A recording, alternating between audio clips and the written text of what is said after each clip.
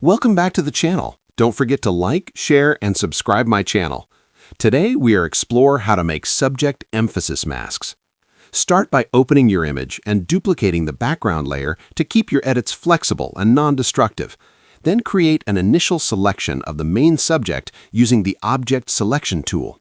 Switch into Mask Overlay mode to refine edges carefully, ensuring clean outlines around hair, clothing, and important details.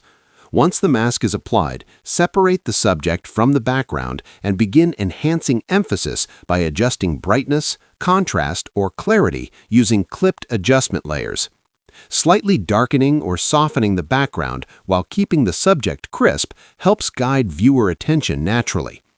Optional enhancements include